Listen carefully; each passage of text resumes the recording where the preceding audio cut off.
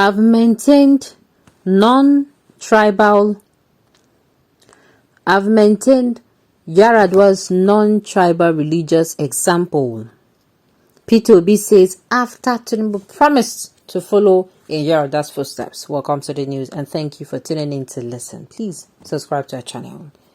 While eulogizing Yaradu'a on his Twitter handle on Saturday, the former Anambra State governor said the late president was a true Democrat and the tribalized leader who understood that true governance and societal development are non-tribal, non-religious and non-partisan.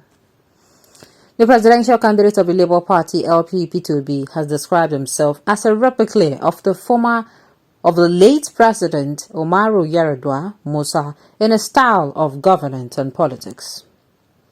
While eulogizing Yaradu'a on his Twitter handle on Saturday, the former Anambra State governor said the late president was a true Democrat and the tribalized leader who understood that true governance and societal development are non-tribal, non-religious and non-partisan.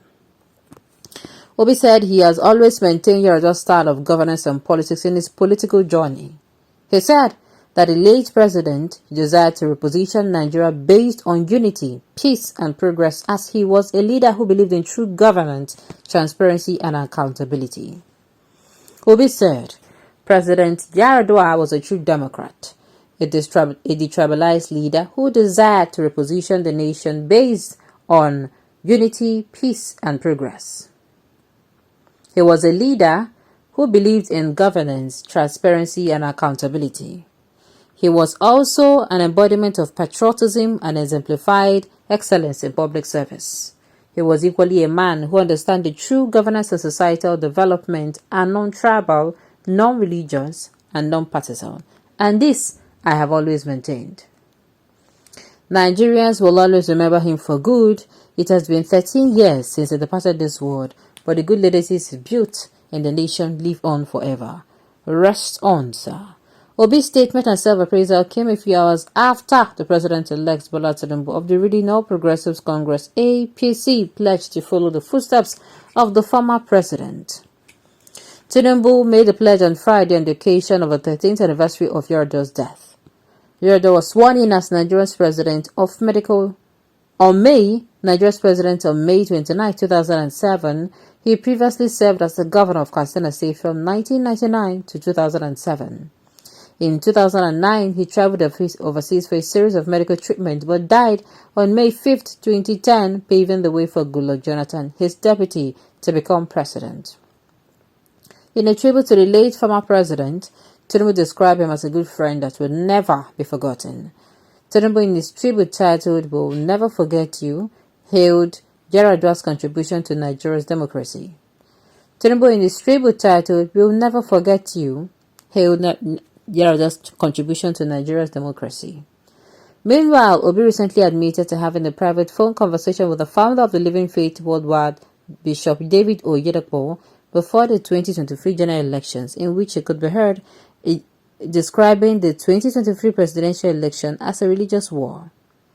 Obi made the admission recently while featuring in a Rise News exclusive interview. He, however, denied tagging the recently concluded presidential election as a religious war.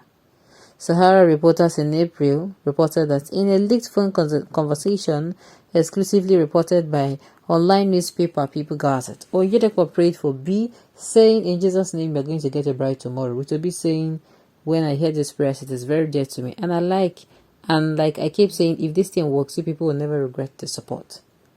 Continuing the conversation, Oyedepo said, "We look forward to God's intervention," to which Obi responded by saying, "Thank you, Daddy. I need you to speak to your people in the southwest and Kwara. The Christians in the southwest and Kwara."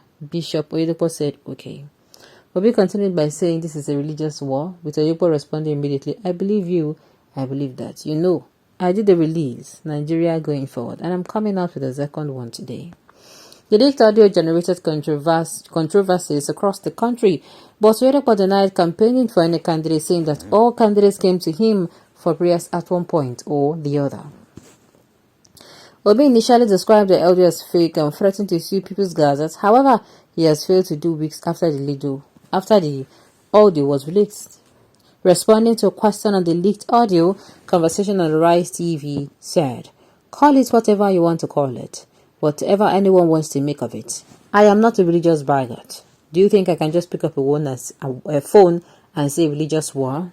No, I was even begging the bishop to help me ask his people to vote, which was what I was doing for 6 months, begging.